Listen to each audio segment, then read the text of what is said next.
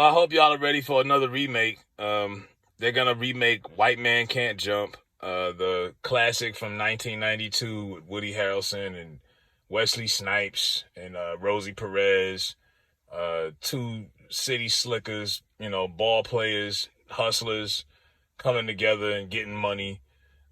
Rosie Perez was obsessed with Jeopardy. It was a classic 90s movie, very underrated. You don't hear too many people bring that up when they talk about 90s films enough, in my opinion. And they got Sean from Power. He was only there for like 2 seasons before Kanan killed him off. They got him playing Wesley, and Jack Harlow, the rapper, is going to be playing Woody Harrelson. And I'm like, I don't think this guy, I don't want to call him a kid, this guy who's playing, the guy from Sean from Power, I just don't think he's got the charisma to pull off Wesley. Wesley is underratedly sneaky, very charismatic. Had to have a lot of swag to play characters like Nino Brown. Uh, you know, this movie, hell, even to pull off Tu Wong Fu and then turn around and then do Blade and have everybody buy into it. A lot of cats couldn't have. I love Denzel. I don't think Denzel could have pulled off Blade. Everything. Like Wesley was a superhero character. Like Wesley's got charisma that I don't see from this guy. This I don't want to butcher his first name. I don't see the charisma from him to be able to pull off what Wesley was able to do in that film. And same thing, Jack Harlow. I think this will be his. I think this will be his debut. I've never seen him in anything, and he's gonna take Woody Harrelson's role.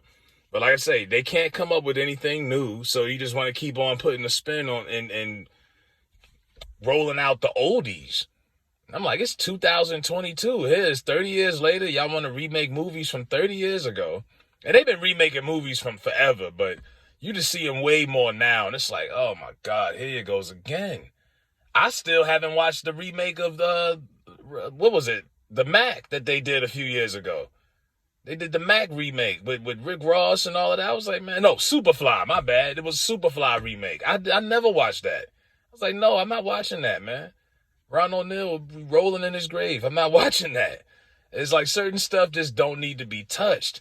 And I've heard rumors about them remaking New Jack City, Juice, Boys in the Hood. These have been legitimate rumors for over the years that they've been, trying to resurrect Black Hollywood, but rewrite the history of Black Hollywood with other people that ain't necessarily, down for the culture and sneak them in these roles. Because Black Hollywood that we know, most of them is old or dead now. Black Hollywood is in a weird space where everybody just wants to, it's either you work for Tyler Perry, BET or whatever, or you doing reality shows or something like that, or poor remakes. It's not too much options for Black Hollywood right now. So they're going to put a lot of pressure on this dude to fill those shoes to play that role in this movie.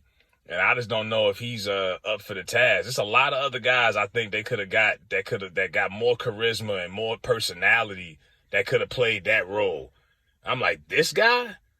You know what I mean? Like he has the same facial expression every time you see him. If he's as dry as he was in Power, I'm not interested. I really don't. I'm not interested in this at all. They could have came up with something else. But like I was saying, you got all these people, these writers. They went to school for this. They're supposed to be the most brilliant creative minds out there, and they can't come up with anything new. Nothing. And I think Kenya Barris is producing this. That's the dude that put out Blackish, and they got like 5 spinoffs. You got Grownish, Mixish.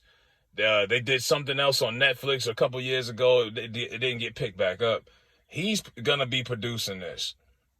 So if you know anything about his work, you kind of already know where they're going to go with this. But yeah, I see a potential screw up in White Man Can't Jump. And they're going to probably put more emphasis on the race factor because, we live in the quote-unquote woke era.